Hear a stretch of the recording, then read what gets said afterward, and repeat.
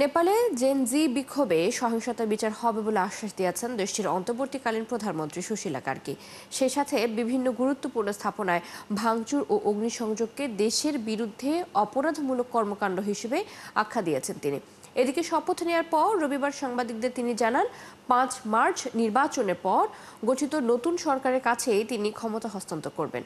বিস্তারিত শারমিন স্বপ্নার রিপোর্টে। Lily beauty soap, যার অ্যান্টি এজিং গুণ তারুণ্য ধরে রেখে ত্বকে করে উজ্জ্বল, তারুণ্যময় উজ্জ্বল ত্বকের জন্য। রিমার্ক। নেপালের অন্তর্বর্তী সরকারের প্রধানমন্ত্রী হিসেবে শুক্রবার শপথ নেন সাবেক প্রধান বিচারপতি সুশীলা কার্কি। এরপর রবিবার এক সংবাদ সম্মেলনে তিনি জানান, 6 মাসের বেশি সময় এ পদে থাকবেন না। আগামী বছরের 5 মার্চ নির্বাচনের পর গঠিত নতুন সরকারের কাছেই তিনি ক্ষমতা হস্তান্তর করবেন। দেশটির নবনিযুক্ত এই প্রধানমন্ত্রী জানান, এই দায়িত্ব তিনি নিতে চাননি। রাজপথে মানুষের আওয়াজ শোনার পরে তিনি এই পদ গ্রহণ করেছেন। এছাড়া জেনজি প্রজন্মের চিন্তাভাবনা অনুযায়ী কাজ করার কথাও বলেন তিনি।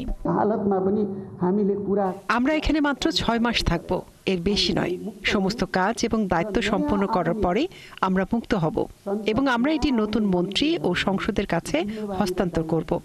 আমরা এই প্রতিশ্রুতি দিয়েছি। এছাড়া জেনজি বিক্ষোভের ভাঙচুর ও অগ্নিসংযোগকে দেশের বিরুদ্ধে অপরাধমূলক কাজ বলে অভিহিত করে তিনি দোষীদের বিচারের আশ্বাস দেন এবং ক্ষতিগ্রস্তদের জন্য ত্রাণসহ নির্বাচনের প্রতিশ্রুতি ঘোষণা করেন। আমার মনে হয় এটি পরিকল্পিতভাবে পরিচালিত হয়েছিল এবং একটি ষড়যন্ত্র ছিল। এটি তদন্ত করতে হবে।